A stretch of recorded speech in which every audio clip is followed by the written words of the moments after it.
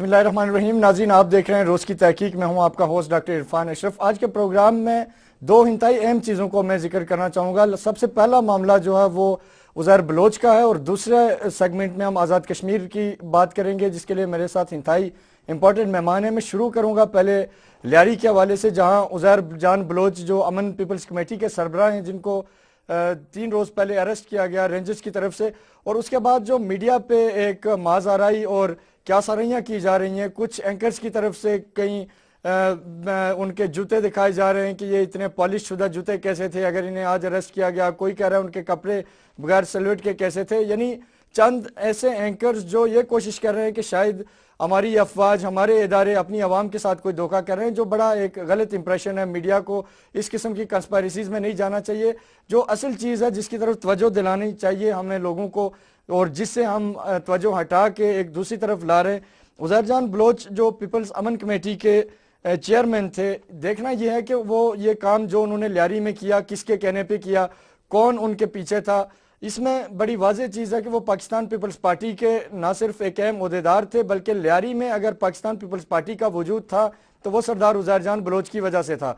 और इस चीज़ के वाज़ेह सबूत हमारे पास मौजूद हैं। पाकिस्तान पीपल्स पार्टी की क़यादत कई बार लियारी गई, अशाइये दिए गए। जो कायम अली शाह साहब आज उज़ैर बलोच को पहचानने से इनकार कर रहे हैं, इनकी वीडियोज़ आ चुकी हैं उनके साथ। फरियाल तालपुर, ओवैस टप्पी और जितने भी अहम पीपल्स पार्टी के लीडर्स हैं वो सारे के सारे उनके साथ हैं। मैं नाज़रीन के साथ एक बड़ी अहम चीज़ शेयर करना चाहूँगा कि पाकिस्तान अमन कमेटी, जो पीपल्स अमन कमेटी बनाई गई, ये 2011 में बैन हुई। इससे पहले वाकया ये पेश आया कि ओवैस टप्पी लियारी से इलेक्शन लड़ना चाह रहे थे, जिसकी उज़ैर बलोच ने मुखालफत की, और यही वो बात थी जो लियारी ऑपरेशन की वजह बनी। असलम चौधरी जो आसिफ जरदारी के करीब तरीन थे, उनके ज़रिए लियारी में 8 दिन तक ऑपरेशन किया गया। वहाँ उसके दौरान 55 लोगों को शहीद किया गया जो मासूम थे, और उनका कोई किसी गैंग वार से ताल्लुक नहीं था, बल्कि आम लोग थे वो।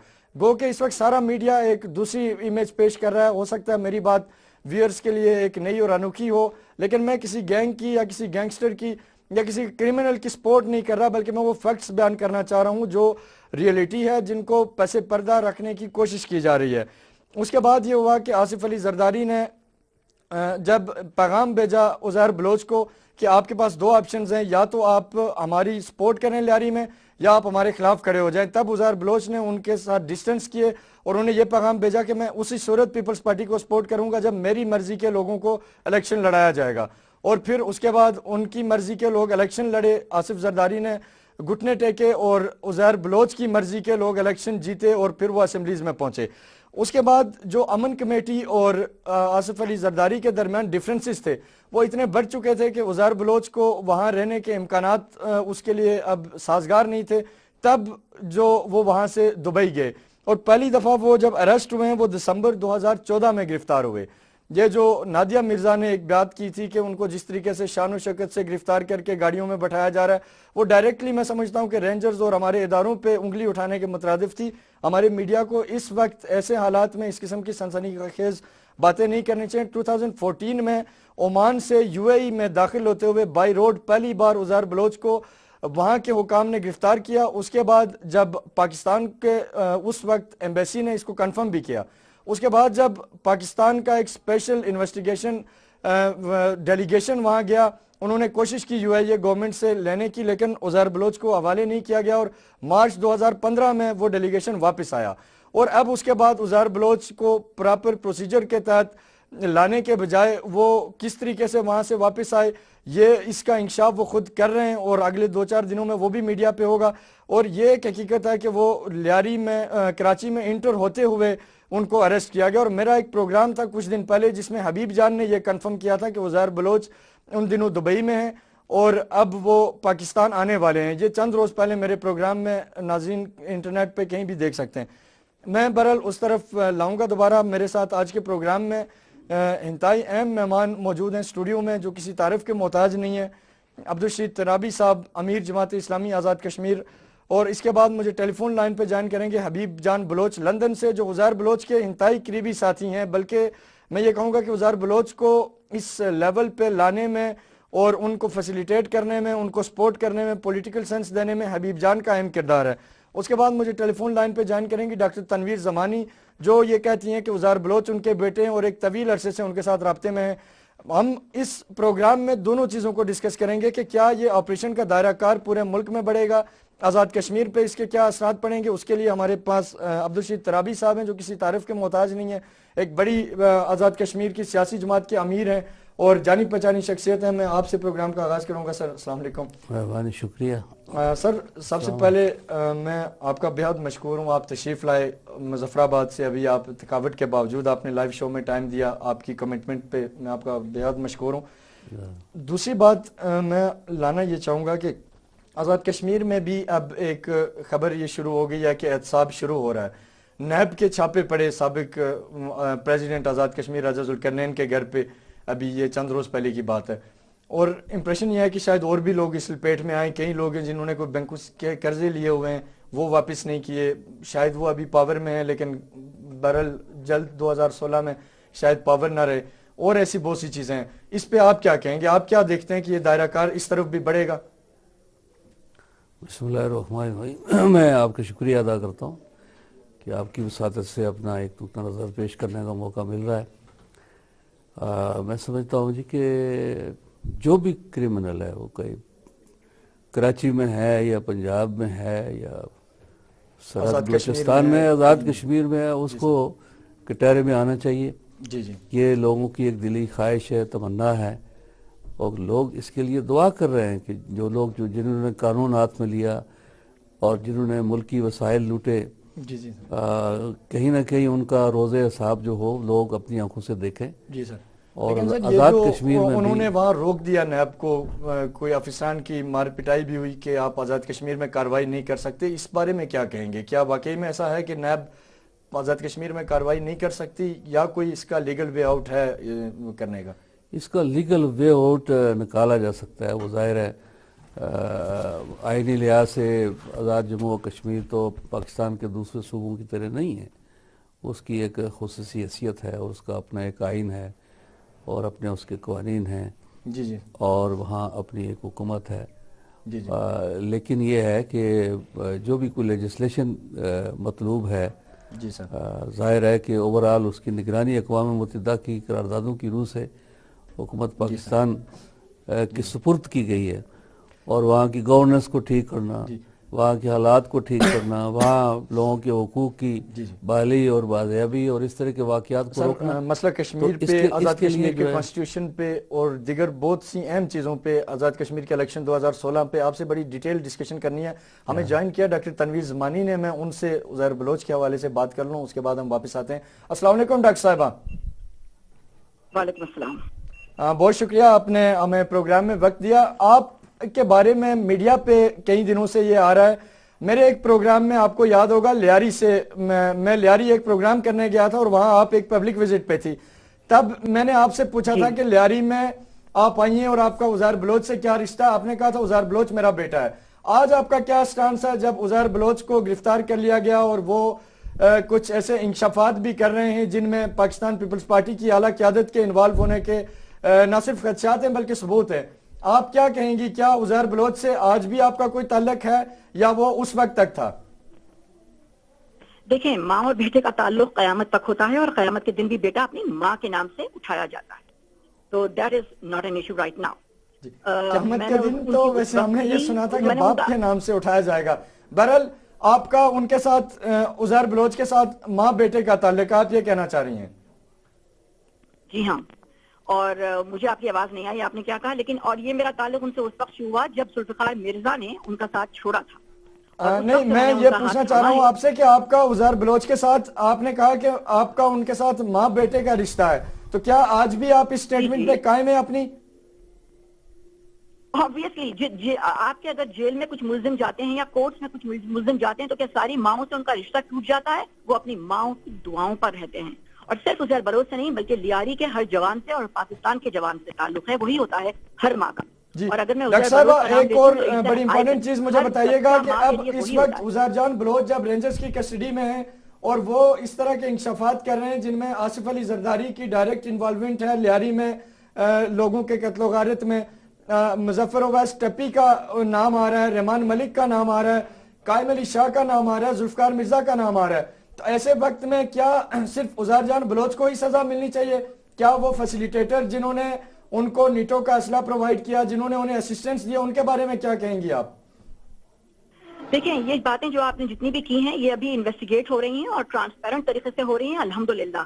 اگر ٹرانسپیرنسی سے یہ ثابت ہو جاتا ہے کہ یہ سارے لوگ اس میں انوالو تھے, تب آپ کا کیا سٹانس ہوگا؟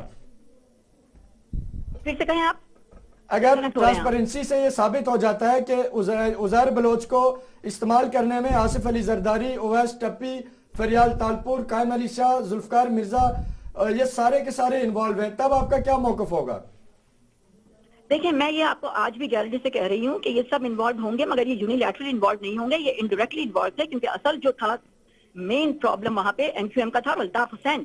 اگر ان کے دیکھیں الطاف حسین کے تو خلاف کام کیا نا عزیر بلوچ نے, لیکن جو کروانے والے تھے میں ان کی بات کر رہا ہوں. اگر نام آ جاتا ہے, ثابت ہو جاتا ہے, تب آپ کا کیا موقف جو ہوگا؟ عزیر بلوچ سے سنا ہے, جب آپ نے دیکھیں عزیر بلوچ کل بھی پیپلز پارٹی کا تھا اور آج بھی پیپلز پارٹی کا ہے. اگر آپ نے اس سے سنا ہے کہ پیپلز پارٹی چھوڑا ہے تو وہ ان گولیوں بند لاشوں کی بات کر رہا ہے, وہ ایم کیو ایم والوں نے لا کے وہاں پہ ڈالی. یہ ثابت ہو جاتی ہے افیلیشن, تو آپ کا کیا موقف ہوگا؟ دیکھیں آپ کی آواز بہت دور سے آ رہی ہے, لیکن اگر جب میں بولتی ہوں تو آپ کے پاس لائٹ ہو جاتی ہے. جب قائدین کا پیپلز پارٹی کے نام آئے گا تو I expect and I demand that investigation should be done fairly, اور ایم کیو ایم کے الطاف حسین اور ان کے سارے لوگوں کا بھی نام آئے جنہوں نے ہماری قیادت کو بھی مینیپولیٹ کیا ہے. اور یہ مینیپولیشن کا نتیجہ ہے کہ اس خطے میں اتنا خون بہا, چاہے وہ دیکھیں اگر آصف علی زرداری کا نام آ جاتا ہے تو آپ کا کیا موقف ہوگا؟ میں یہ پوچھنا چاہ رہا ہوں ڈاکٹر صاحبہ. دیکھیں میں نے پچھلے پروگرام میں بھی کہا ہوا تھا کہ اگر زرداری صاحب کسی بھی کیس میں پکڑے جاتے ہیں یا کسی بھی کیس میں ان کا نام آتا ہے تو ان کو اگر پھانسی لگتی ہے تو پھانسی دینے میں آؤں گی. یہ بات بہت کلیئر. اچھا ڈاکٹر صاحبہ یہ بتائیے گا کہ اب اس وقت آپ کہہ رہی ہیں کہ آپ عزیر بلوچ کی ماں ہیں اور آپ ان کو سپورٹ کریں گی, آپ کس قسم کی سپورٹ کریں گی؟ کیا آپ کے پاس کیا ایسا طریقہ کار ہے, آپ کس انداز میں ان کو سپورٹ کریں گی؟ دیکھیں دو ہی طریقے کار ہوتے ہیں دنیا میں, تو ماؤں کے صرف دعا ہوتی ہے, لیکن میں لیگلی اینڈ پولیٹیکلی جی دونوں طریقوں سے عزیر بلوچ کو اور لیاری کے ہر نوجوان کو اور پاکستان کے ہر نوجوان پہ جس پہ یہ وقت آئے گا, میں تا قیامت اس کا فون بھی اٹھاؤں گی اور اس کو سپورٹ بھی کروں گی. آپ سے میرا آخری کوشچن ہے, آپ عزیر بلوچ سے کب سے رابطے میں ہیں؟ ڈاکٹر صاحبہ عزیر بلوچ سے آپ کا رابطہ کب سے ہے اور کب تک رہا آپ کا رابطہ؟ دیکھیں عزیر بلوچ جس دن ذوالفقار مرزا نے عزیر بلوچ کو چھوڑا اس دن سے میرا عزیر بلوچ سے کمپلیٹ رابطہ ہے. ذوالفقار مرزا تو کہہ رہے ہیں کہ میں عزیر بلوچ کو اپنا بھائی سمجھتا ہوں, آج بھی کل ان کی سٹیٹمنٹ ہے, کیا پھر اس میں کیا کہیں آپ کے اور ان کے ویوز میں ڈیفرنس نہیں ہے؟ دیکھیں اگر ذوالفقار مرزا نے ان کو چھوڑ چکے تھے, وہ اب وہ بھائی بنائیں یا بھتیجا, اس سے فرق نہیں پڑتا. عزیر بلوچ نے بہت ہارڈ ٹائم اٹھایا ہے, پوری لیاری نے ہارڈ ٹائم اٹھایا ہے, جتنی بوری بند لاشیں اس کو آگے پڑی ہیں وہ سب اگر ہم نہیں چھوڑتے وہ ذوالفقار مرزا تو یہ شاید بہتر ہوتی سچویشن. یعنی آپ یہ کہنا چاہ رہی ہیں کہ جو لیاری میں میں لیاری والوں سے کہنا چاہتی ہوں کہ کسی بھی چکر میں پھنسنے کی ضرورت نہیں ہے, کسی بھی بیان بازی اور کسی بھی چکر کے اس میں پھنسنے کی اب لیاری والوں کو ضرورت نہیں ہے. جو وہاں ہوا لیاری میں, جی پھر سے کہیں آپ. ذوالفقار مرزا ذمہ دار ہیں اس کے جو لیاری میں ہوا؟ ذوالفقار مرزا کی ذمہ داری ہے جو لیاری میں ہوا, لیکن اس وقت دیکھیں وہ انٹیریئر منسٹر تھے, انہوں نے اس وقت جس وقت ریزائن کیا اور اس کے بعد بھی وہ دیکھیں ریزائن کرنے کے بعد بھی وہ سہارا بن سکتے تھے. ڈاکٹر صاحبہ آپ سے میرا لاسٹ کوشچن ہے, عزیر بلوچ سے آپ کا آخری رابطہ کب ہوا؟ عزیر بلوچ سے لاسٹ رابطہ آپ کا کب ہوا, اور اگر آپ اس کے کنیکشن میں کہیں آپ تک بھی انویسٹیگیشن کا دائرہ بڑھا تو آپ کیا کہیں گی؟ میں عزیر بلوچ کو گلے لگا لوں گی, ٹھیک ہے, ماں کی حیثیت سے, اگر مجھ تک دائرہ بڑھا. اور میں یہ انویسٹیگیشن کا یہ پارٹ عزیر بلوچ پہ چھوڑتی ہوں تاکہ ان کا براٹ اپ اور ان کی ٹریننگ ایسی ہوئی ہے, وہ کچھ نہیں چھپائیں گے, وہ سب کچھ بتائیں گے, وہ کوآپریٹ کریں گے, اور مجھے ان پہ فخر ہے. اور اگر وہ اس پارٹ کا کہ میرا ان سے کب تک تعلق رہا ہے اپنی طرف سے جو بتانا چاہتے ہیں میں ان کو بتانے دوں گی, اور اس پر مجھ سے سوالات کیے جائیں گے تو میں جواب دوں گی, کیونکہ وہ انویسٹیگیشن میں اپنی طرف سے اس انٹریکشنز کا کوئی بیان نہیں دینا چاہتی اس طرح آن ایئر بیٹھ کے کسی بھی چینل. جی بہت بہت شکریہ ڈاکٹر صاحبہ, آپ نے ہمیں وقت دیا اپنے قیمتی وقت سے اور آپ کے ویوز کو ناظرین نے سنا. میں آپ کی طرف واپس آؤں گا سر. ہم بات کر رہے تھے آزاد کشمیر کے حوالے سے. الیکشن 2016 اب نزدیک ہیں آزاد کشمیر میں. اب پیپلز پارٹی کیونکہ سندھ میں بھی پیپلز پارٹی یا آزاد کشمیر میں بھی پیپلز پارٹی ہے, آپ کیا سمجھتے ہیں آزاد کشمیر میں کشمیر کاز کو پروموٹ کرنے میں, انفراسٹرکچرز میں, ایجوکیشن میں, ہیلتھ میں کیا ڈیلیور کیا اے جے کے گورنمنٹ نے؟ میں سمجھتا ہوں جی کہ پیپلز پارٹی کو ایک بڑا اچھا موقع ملا تھا اور سارے سیاسی حلقوں میں ان کو سپورٹ کیا, بلکہ ایک وقت ایسا آ گیا تھا کہ ان کے خلاف نو کانفیڈنس خود ان کی پارٹی کے اندر سے گروپ نے کرنے کی کوشش کی اور ایک پورا ماحول بنا ہوا تھا، جی لیکن اس میں وزیر اعظم پاکستان نے مداخلت کر کے اپنی جماعت کو اس سے روکا اور حکم دیا کہ آپ اس پروسیس میں نہ جائیں. تو وفاق نے بھی ان کو سپورٹ کیا، آزاد کشمیر کی ساری سیاسی جماعتوں نے بھی ان کو سپورٹ کیا کہ یہ سسٹم چلتا رہے اور وہ ڈیلیور کریں.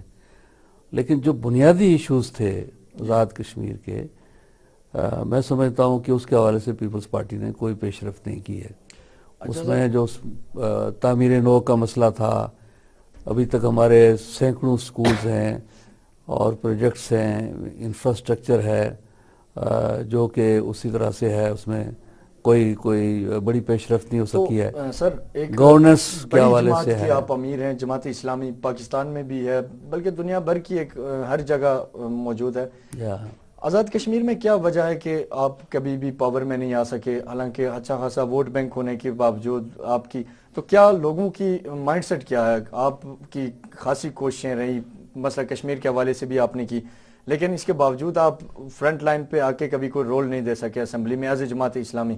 اس میں آپ کیا سمجھتے ہیں؟ آپ کی کہیں کوئی خامی ہے، لوگ آپ کی طرف نہیں آ رہے، یا پھر یہ جو لوگ ہیں جو Pakistan peoples party, P M L N یا دیگر اب پی ٹی آئی ہے، لوگ اس مائنڈ سیٹ کو پسند کرتے ہیں، اس میں آپ کیا ایکسپلینیشن دیں گے؟ دیکھیے، اگر لوگ فیصلہ کریں کارکردگی کی بنیاد پہ، جی تو اس میں تحریک آزادی کشمیر ہے، اس میں وہاں لوگوں کی خدمت ہے. اس وقت اللہ کے فضل و کرم سے سماجی محاذ پر جو ہماری خدمت ہے، تعلیم کے میدان میں ہے، یعنی 350 سے زیادہ ہمارے سکولز ہیں، کالجز ہیں، جی 1 لاکھ کے قریب بچے ہیں. ایک متوازی ہم نے نظام تعلیم دیا ہے، جو نظام تعلیم جو بحران کا شکار ہو گیا تھا، ٹھیک ہے. تو الحمدللہ اس خلا کو ہم نے پر کیا ہے. 12-13 ہزار یتیم بچے ہیں جن کی ہم کفالت کر رہے ہیں. میں آتا ہوں، میں اس طرف آتا ہوں، ووٹ بینک میں اس طرف آتا ہوں. یہ تحریک آزادی کشمیر ہے، مہاجرین ہے وہاں پر، ان کی آباد کاری ہے، ان کی دیکھ بھال ہے. مسئلہ کشمیر کو ملکی بین الاقوامی سطح پر اجاگر کرنے میں الحمدللہ ہمارے اقرار. بالکل. اگر کارکردگی کی بنیاد پر لوگ فیصلہ کریں تو جماعت اسلامی کو لوگ فیصلہ کس بنیاد پہ کرتے ہیں؟ میں یہی پوچھنا لوگ فیصلہ اس بنیاد پہ کرتے ہیں، لوگوں کے مائنڈ سیٹ کا پرابلم ہے یا آپ کی لیڈرشپ ڈیلیور نہیں کر پا رہی؟ نہیں، میں سمجھتا ہوں کہ اس میں جو مداخلت ہوتی ہے یہاں سے الیکشنز میں، بارہا پے در پہ پچھلی دفعہ میں مداخلت ہوئی وزارت امور کشمیر یا جو بھی یہاں پارٹی ہوتی ہے حکومت میں، گورنمنٹ میں جو بھی ہوگی، اسلام آباد میں جو گورنمنٹ ہوتی ہے، وہ اپنے وسائل اور اثر رسوخ استعمال کر کے اپنے من پسند لوگوں کو، اب پچھلے الیکشن کے انتخابات میں آپ کیا دیکھتے ہیں؟ پچھلے الیکشن میں دیکھیں، میرے حلقے میں وزیر اعظم پاکستان نے 1 دن گزارا، ٹھیک ہے، اربوں روپے کی سکیموں کا انہوں نے اعلان کیا، جھوٹا سچا جو بھی تھا، ٹھیک ہے، اور پوری اسٹیبلشمنٹ. لیکن کیا وہ بعد میں ان کے کوئی امپلیمنٹیشن بھی ہوئی یا بس محض ایک اعلان برائے اعلان ہی رہا؟ اعلانات ہی تھے. اچھا، وہ لیکن عمل یہ درآمد ہے نہیں کہ ایک طرف وزیر اعظم پاکستان ہوگا، دوسری طرف ہم جیسا ایک سفید پوش سیاسی کارکن ہوگا، جی جی، تو وہ تو مقابلہ کیسے ہوگا؟ جی. لیکن اس کے بعد الیکشن 2016 میں کیا دیکھ رہے ہیں آپ؟ ایک طرف پاکستان میں پی ایم ایل این کی گورنمنٹ ہے جو خود پتہ نہیں کتنے دنوں کی مہمان ہے، دوسری طرف پاکستان پیپلز پارٹی جو آزاد کشمیر میں برسر پیکار اقتدار رہی ہے ابھی پچھلے تقریباً 5 سال ان کے پورے ہونے والے ہیں. ان کے بھی حالات اچھے نہیں ہیں کیونکہ وہ سندھ میں بالخصوص نیشنل لیول پہ، انٹرنیشنل، وہ کئی ایسی چیزوں میں انوالو پائے گئے جو نیشنل انٹرسٹ کے خلاف ہیں. اب ایسی صورت میں آپ کیا سکوپ دیکھ رہے ہیں اپنے لیے؟ کیا جماعت اسلامی اس پوزیشن میں ہے کہ وہ کمنگ الیکشن میں کوئی رول دے سکے گی، یا اس بار بھی وہی ہوگا جو روایتی ہوتا رہا ہے؟ کیا سمجھتے ہیں اس بارے میں؟ پیپلز پارٹی کی جو پرفارمنس ہے وہ تو بڑی کمزور رہی ہے، اور میں سمجھتا ہوں کہ لوگ اس کا ایک رد عمل کریں گے. ہم یہ کہتے ہیں کہ فری اینڈ فیئر الیکشنز ہوں، اور یہ جو روایت ہے یہاں سے مداخلت کی وہ ختم ہونی چاہیے. صاحب ویسے آزاد کشمیر میں تو کلچر نہیں ہے دھاندلی کا، کیونکہ مقامی لوگ ہوتے ہیں، پولنگ سٹیشنز پہ جان پہچان والے ہوتے ہیں، وہاں کیا ہوتا ہے کوئی دھاندلی وغیرہ کا سلسلہ؟ جی وہی تو میں عرض کر رہا ہوں نا، جو پچھلی دفعہ ہوا، یعنی چیف الیکشن کمشنر سے لے کر ساری انتظامیہ تک. خود میرے حلقے میں کئی پولنگ اسٹیشن ایسے تھے جس میں 100% نہیں 150% پولنگ ہوئی ہے، اور پورا الیکشن کا عملہ اور سب لوگ اس کے اندر شریک تھے، اور جس طرح سے وہاں الیکشن کو انفلوئنس کیا جاتا ہے وہ آپ کو معلوم ہے. تو ہم یہ کہتے ہیں کہ فری اینڈ فیئر الیکشن، وزارت امور کشمیر اور حکومت پاکستان. ابھی آپ دیکھیں کہ پی ایم ایل ایل کے ہمارے وزراء صاحبان وہاں جا کے وہ کیمپین کر رہے ہیں. جی جی. تو مطلب یہ ہے کہ یہ کلچر اس کے نتیجے میں فری اینڈ فیئر الیکشن کیسے ہوں گے؟ اچھا سر, چیف الیکشن کمشنر پی کو ٹی آئی ایک کہا جاتا ہے کہ جی. پاکستان میں بھی تیسری قوت بن کے آئی تھی, پتہ نہیں کہاں گئی. آزاد کشمیر میں کیا دیکھ رہے ہیں آپ؟ وہاں بھی کوئی تھرڈ پاور بن کے سامنے آ رہی ہے پی ایم ایل این کے مقابلے میں؟ آپ کو اس سے کوئی تھریٹ فیل ہو رہی ہے؟ کیا لگتا ہے بیرسٹر صاحب کی قیادت میں جو ایک نیا سلسلہ بنا؟ بیرسٹر صاحب کوشش کر رہے ہیں اور وہ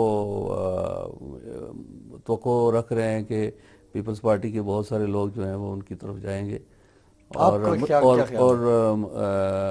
الیکشن کے موقع پر پی ٹی آئی وہاں پر اچھی فائٹ دینے کی پوزیشن میں ہوگی. کوئی بڑی لہر یا سویپ کر سکے گی یا نہیں کر سکے گی وہ تو میں نہیں کہہ سکتا, جی جی, لیکن ایک فائٹنگ پوزیشن میں یقیناً ہوگی. جہاں تک جماعت کا تعلق ہے تو ہم نے پورا ہوم ورک کر لیا ہے. سارے 30 کیا کہیں انتخابی کسی سے آپ حلقوں کے میں الائنس کے کوئی امکانات ہیں کہ پی ایم ایل این سے, پی پی سے, پی ٹی آئی سے؟ کیونکہ پاکستان میں تو کہیں ایک غیر فطری اتحاد کی تو آپ نے کوشش کی پی ٹی آئی کے ساتھ, جو بڑا غیر فطری تھا. میں معذرت چاہوں گا یہ بات کہتے ہوئے, لیکن کیونکہ آپ اسلامی نظام کے دائی, وہ ایک اور کلچر کو پروموٹ کرنے والے, میں برا نہیں کہہ رہا ہوں لیکن ایک اور مائنڈ سیٹ ہے, وہ آپ کا ایک الگ مائنڈ سیٹ ہے. کراچی میں تو سراہا نہیں گیا اس کو, کیونکہ میں وہاں تھا ایک ریلی میں جب آپ کی کراچی میں ہوا تو خاصے ناراض تھے کارکنان. لیکن کیا یہاں بھی کوئی پریکٹس کر سکتے ہیں آپ اس طرح کی آزاد کشمیر سطح پہ؟ دیکھیے ابھی تو مرحلہ ہوم ورک ہے, جیسے میں عرض کر رہا تھا جی جی, کہ ہم نے ابھی تک جو ہے 41 میں سے 30 نشستوں پر اپنا ہوم ورک کیا ہے. کینڈیڈیٹس کو ہم نے میدان میں اتارا ہے, جس میں ہمارے پڑھے لکھے لوگ ہیں, وکلاء ہیں, ڈاکٹرز ہیں, انجینئرز ہیں, علماء ہیں, اسکالرز ہیں, نیک نام لوگ ہیں کہ آپ اپنا پیغام پہنچائیں. اور الیکشنز کے موقع پر کوئی اتحاد تو یہ ہوتا ہے نا کہ ایک جھنڈا, ایک نشان, ایک منشور, میرا خیال ہے اس کے تو امکانات نہیں ہیں. لیکن سیٹ ایڈجسٹمنٹ مختلف گروپس, مختلف پارٹیاں آپس میں کریں گے, اور وہ آپشن جو ہے وہ آپشن جاری رکھیں گے. ابھی بہت سی آپ سے بات کرنی ہے مسئلہ کشمیر پہ, اس کے ڈائمینشنز پہ. ایک لیتے ہیں چھوٹا سا بریک کے بعد واپس آئیں گے. ناظرین سٹے ود اس.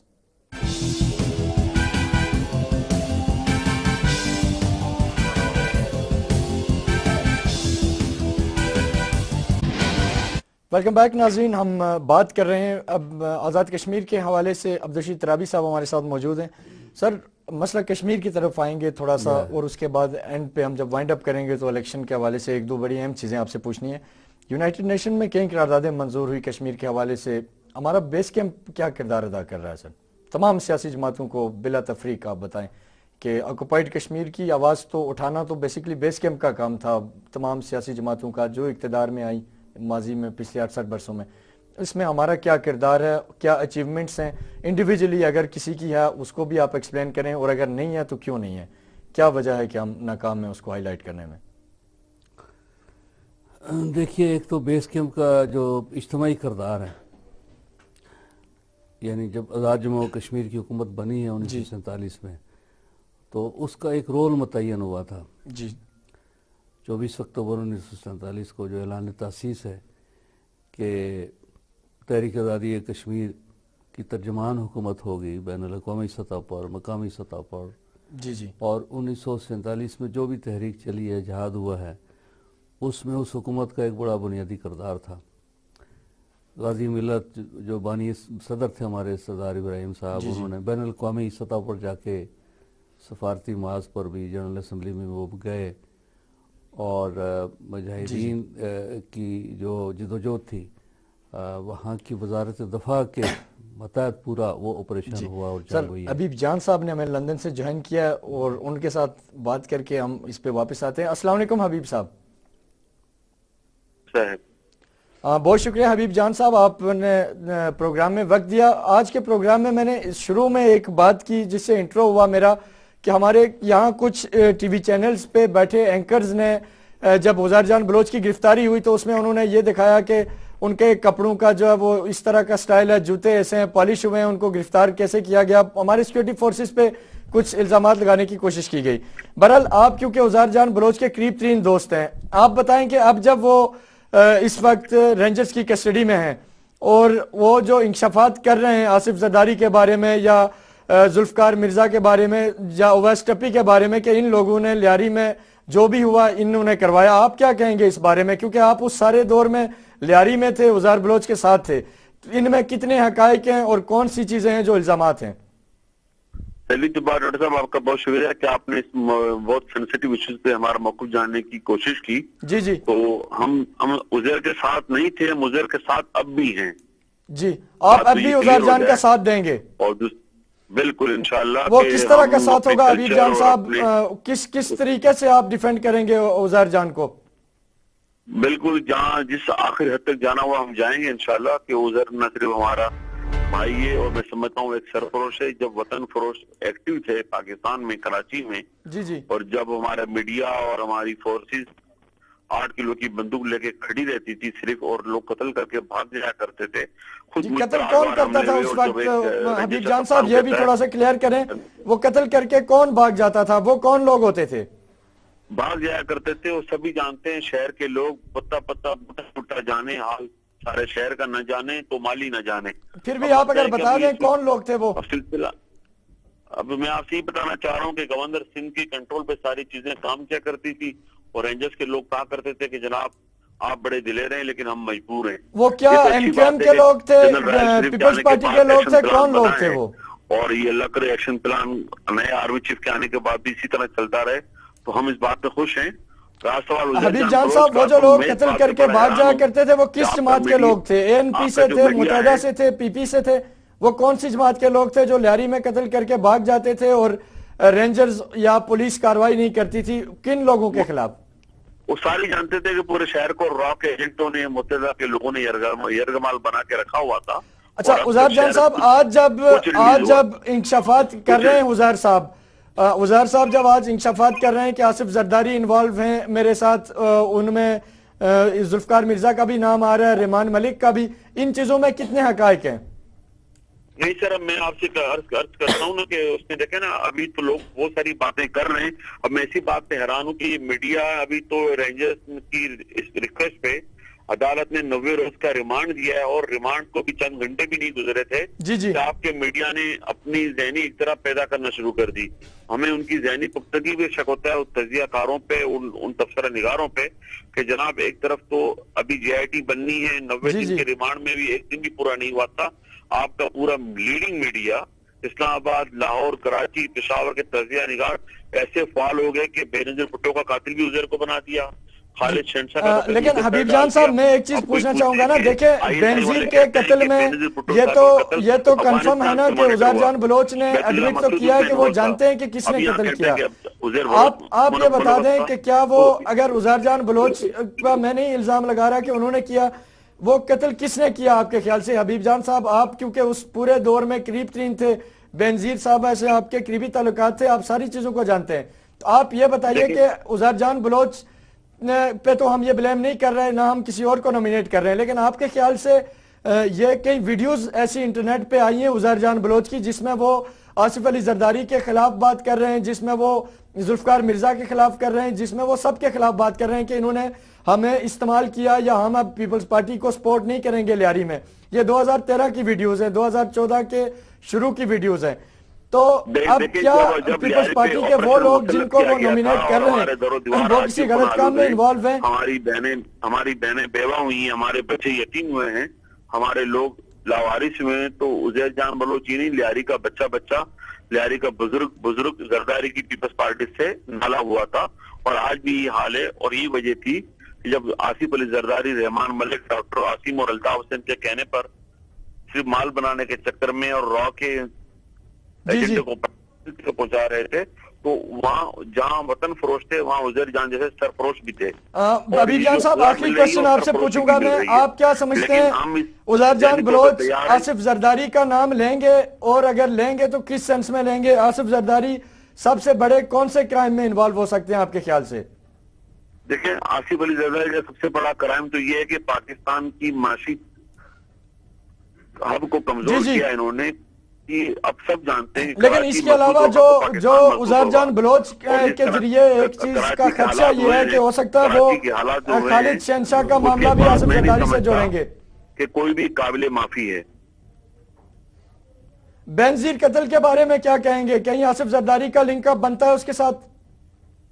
देखें जी, बरतानिया में कहते हैं कि सबसे बड़ा फायदा किसको हुआ, तो आपने भी देखा और हमने भी देखा कि फायदा किन किन लोगों को हुआ। लेकिन हबीब मैं जान यहाँ साहब, ये हमारे कहूंगा पास कि सिर्फ बेनजीर 1 मिनट है, साहब को मैं शहीद जो क्लियर किया गया, पूछना चाहूंगा, उसमें क्या सारे लोग आपके on ख्याल board से थे। जरदारी जनरल इन्वॉल्व अक़वामी है ताकतें बेनजीर भी कत्ल थी में? और जनरल मुशर्रफ भी थे, आसिफ अली जरदारी भी थे, और रहमान मलिक को क्यों नहीं बुलाया जाता, डॉक्टर आसिम की तरह रहमान मलिक को गिरफ्तार किया जाए ताकि वो भी तोते की तरह बोले कि उन्होंने क्या क्या कांड कारनामे सर अंजाम दिए। लेकिन अफसोस का हबीब मकाम जान ये साहब, है मैं कि आखिरी हमारी क्वेश्चन establishment- यस या नो पूछना चाहता हूं, क्या आपको लगता है बेनजीर कत्ल में आसिफ अली जरदारी इन्वॉल्व हो सकते हैं? मैं आपसे कह रहा हूं बार बार कि आसिफ अली जरदारी ही नहीं बल्कि पूरा एक सिंडिकेट है।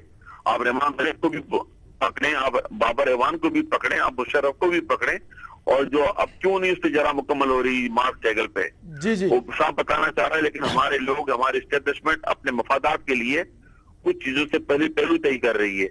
5 साल तक सदर पाकिस्तान रहने के बावजूद आसिफ अली जरदारी उस मुकदमे को पाए तकमील तक नहीं पहुंच पाए, तो जी, ये जी। उनकी बदनीयती साबित होती है। बहुत बहुत शुक्रिया हबीब जान साहब। मैं नेक्स्ट कोई प्रोग्राम करूंगा इंशाल्लाह आपके साथ तफसील से इस पे हम बात करेंगे। मैं दोबारा अब्दुल त्राबी साहब की तरफ आऊंगा। सर, मैं बड़ी माजरत चाहूंगा, लेकिन ये सच है जो कौम तक पहुंचना चाहिए, सही, हमें सही, गलत तजज़िये नहीं देने चाहिए, दे रहे हैं कई लोग। तो सर, आप बेस कैंप के रोल के हवाले से बात कर रहे थे, लेकिन जो इस वक्त मैं ये अर्ज करना चाह रहा था कि एक रोल तो वो डिफाइन हुआ जी सर, और उसके बाद जो हमारा मौजूदा एक्ट है 1974 का, जी सर, इसमें आज़ाद जम्मू और कश्मीर की हुकूमत का कोई आइनी और कानूनी किरदार तहरीक आज़ादी कश्मीर में डिफाइन नहीं है, और जो लोग नहीं करना चाहते फिर वो उसका जवाब पेश करते हैं कि हमारी तो कोई आइनी जिम्मेदारी नहीं है। जी सर। तो इसलिए अव्वल रोज से हम कहते रहे गुज़श्ता 25 साल से कि भाई हालात बदल गए हैं। एक्ट 74 कब हुआ? जी, जब मशरकी पाकिस्तान फ़ाल हो गया, जब शेख अब्दुल्ला ने अपनी 22 साल जदोजहद को सरेंडर किया वहाँ, यानी 1947 का जो किरदार था वो तो उनका बड़ा भयानक था। जी सर, उन्होंने उस वक्त हिंदुस्तान का साथ दिया, नेहरू का साथ दिया, लेकिन बाद में जब उनके साथ बेवफाई हुई फिर उन्होंने रायशुमारी का नारा लगाया। जी सर, 22 साल तक उन्होंने जेल काटे, और मशरकी पाकिस्तान के फ़ाल के बाद वो इस बात से मायूस हो गए कि शायद अब पाकिस्तान हमारी पुश्तैबानी ना कर सके। उन्होंने अपनी जदोजहद सरेंडर करके गार्ड किया और वहाँ वज़ीर आला बन गए। ठीक। उन हालात के पस मंज़र में जबकि वहाँ पर कोई तहरीक नहीं थी और तहरीक की एक वाहिद अलामत शेख साहब ने सरेंडर कर दिया, ठीक है, तो एक्ट 74 दिया गया जनाब जुल्फ़िकार अली भुट्टो साहब की तरफ से, जिसमें आज़ाद जम्मू और कश्मीर की हुकूमत का कोई रोल नहीं है। इसलिए हम ये कह रहे हैं, कहते आए हैं, आज भी हमारा मुतालबा है जी जी, कि एक्ट 74 के अंदर तब्दीलियाँ की जाएं, और 1947 का जो ऐलान आज़ादी था उसमें जो बेस कैंप का किरदार मुतय्यन हुआ था उसकी रूह से असर नो बेस कैंप के रोल को जो है वो डिफाइन किया जाए। सर, मैं और उसकी गवर्नमेंट ऑफ पाकिस्तान के मौजूदा जो स्टांस है कश्मीर पे, हाँ जी, मैं जी आप ये बात पूरी कर लें। एक चीज की मैं वजाहत करना जी चाहता जी हूँ। जरूर। तो यानी वो एक कमी है जिसकी वजह से जो कलेक्टिव होना चाहिए था बेस कैंप का किरदार वो अदा नहीं हो सका। लेकिन जहाँ तक मेरा या जमात का ताल्लुक है, अल्हम्दुलिल्लाह हम मुतमईन हैं कि हमने पूरी कोशिश की है, यानी इस तहरीक के हर माज पर अल्लाह का शुक्र है कि हमने जदोजहद की है और उनके हम साथ खड़े रहे हैं। ठीक। और बैनुल अक़वामी महाज पर, माजरीन की देखभाल के महाज पर, मीडिया के महाज पर इस तहरीक को हाईलाइट करने के हवाले से जो भी रिलीफ है, खिदमत है, मीडिया है, सफारती महाज है, उसमें अल्लाह का शुक्र है कि हमने बसात पर पाकिस्तान का जो मौजूदा स्टांस है कश्मीर पे, जो मोदी से दोस्ती की बातें की जा रही थी, कोई लचक दिखाई जा रही थी, इस पे क्या कहेंगे आप? देखिए, इससे हमें बड़ी मायूसी हुई है। यानी एक तवील अरसे के बाद पीएम नवाज शरीफ साहब ने जनरल असम्बली में जाके जो खिताब किया जी जी, और अपने कौमी मौक़िफ़ का इह्या किया, और चीफ ऑफ आर्मी स्टाफ ने तो बारहा मुल्क के अंदर भी बाहर भी गए, वो लंदन गए, वो ब्रसल्स गए जी जी, और बहुत तो टोक और वाज़े अंदाज से सियासी और कश्मीरी लीडरशिप इस वक्त पाकिस्तान की पॉलिटिकल जो हमारी लीडरशिप है उनके मौक़िफ़ को बेहतर समझ रहे हैं या जो फ़ौज का, क्योंकि डिवीजन तो है वाज़े, लोग तो कहते हैं कोई नहीं डिवीजन ये, लेकिन एक क्लियर है कि डिवीजन है, फ़ौज का एक अलग मौक़िफ़ है आर्मी और सियासी क़यादत का अलग है। आप क्या समझते हैं दोनों शरीफ में से कौन से शरीफ का मौक़िफ़ कश्मीर के लिए बेहतर है? मैं समझता हूँ कि राइस शरीफ साहब ने बहुत वाज़े और दो टोक मुख्तलिफ मौक़े पर, जबकि इब्हाम था और सियासी लीडरशिप जो है वो किसी हद तक एक सकूत इख्तियार किए हुए थी, जी जी, तो उन्होंने बड़े दो टोक अंदाज में, और बहरहाल उस माहौल में जब मियाँ साहब ने जाके जनरल असेंबली खिताब किया तो हमें बड़ा इत्मीनान हुआ। जी सर। लेकिन अब नरेंद्र मोदी के साथ जो एक शुरुआत हुई है जी सर। और जिस तरह से वो सुषमा स्वराज यहाँ पे आई हैं, जी जी सर।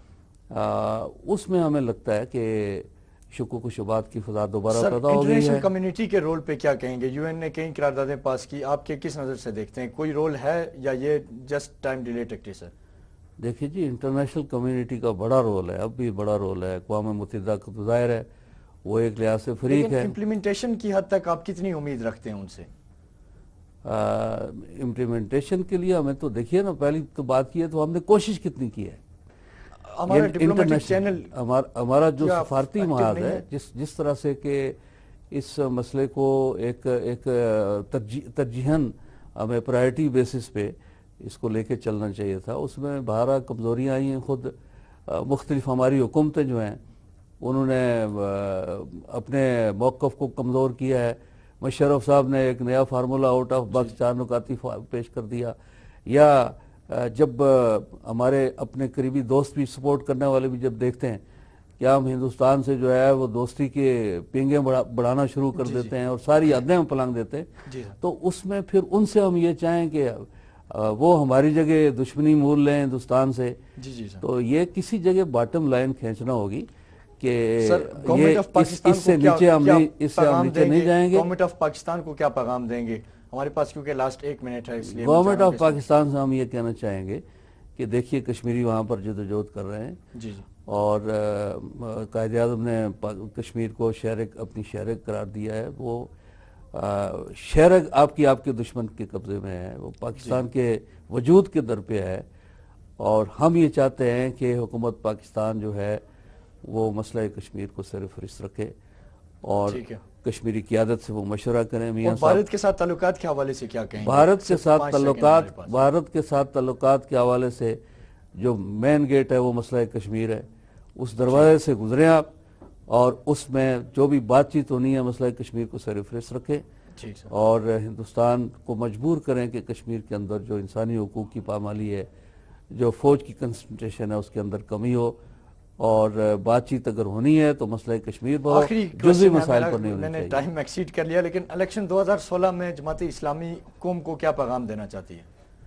इलेक्शन 2016 में हम यही कहना चाहते हैं कि अगर आप बेस कैंप के किरदार को फाल देखना चाहते हैं, मेरिट की बालादस्ती देखना चाहते हैं और अपने हुकूक का तहफ़्फ़ुज़ चाहते हैं, तो आप हमारा साथ दें, कौम हमारा साथ दें। इंशाअल्लाह हम जो है वो आपको मायूस नहीं बलोच साहब, बहुत शुक्रिया। डॉक्टर तनवीर इस्मानी साहबा। नाज़रीन, आज के प्रोग्राम में हमने एक बहुत बड़े अबाम से पर्दा उठाने की कोशिश की। उज़ैर बलोच की सूरत में एक किरदार जो लियारी में पला बड़ा, उसके फादर का कत्ल किया गया। हमें उन अनासर को भी देखना चाहिए कि वो कौन सी वजूहात हैं जो एक आम शहरी को एक गैंगस्टर बनाती हैं, वो एक आम मासूम इंसान को, एक नौजवान को बंदूक की राह पे ले जाती हैं। जब तक हम उन अनासर की सरकोबी नहीं करेंगे जो आप जैसे, मुझ जैसे इस मुल्क के और ऐसे मजबूर और ज़रूरतमंद नौजवानों के हाथों में कलम के बजाय बंदूक देते हैं, तब तक हमारा माशरा मुस्तकिल अमन की तरफ नहीं जा सकता।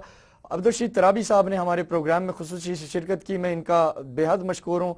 ये अपनी तमाम मसरूफियत और थकन के बावजूद तशरीफ़ लाए और इन्होंने कश्मीर पे अपना दो टोक मौक़िफ़ पेश किया, और इन्होंने कहा कि हुकूमत पाकिस्तान को चाहिए कि इंडिया के साथ कश्मीरियों की उमंगों और उनकी ख्वाहिशात की तर्जमानी किए बगैर कोई ताल्लुकात ना रखे जब तक मसला कश्मीर हल नहीं होता। मसला कश्मीर गेटवे है पाक और इंडिया ताल्लुकात का। कल एक एक्सक्लूसिव प्रोग्राम के साथ हाजिर होंगे, क्योंकि सुना अल्ताफ़ हुसैन की जो मनी लॉन्ड्रिंग केसेस थे बरतानिया ने सारे ख़त्म कर दिए। कल हम बताएंगे उसके पीछे हक़ाइक़ क्या हैं, MI6 का नया फार्मूला क्या है। कल की एपिसोड ज़रूर देखेगा। तब तक के लिए अपने होस्ट डॉक्टर इरफान को इजाज़त दीजिए। पाकिस्तान पाइंदाबाद।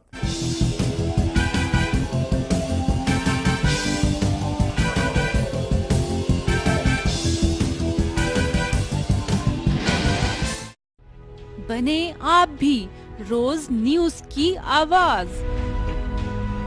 آپ کے قریب رونما ہونے والے غیر معمولی واقعات کی ویڈیو یا تصاویر واٹس ایپ کریں اس نمبر پہ 03315121 818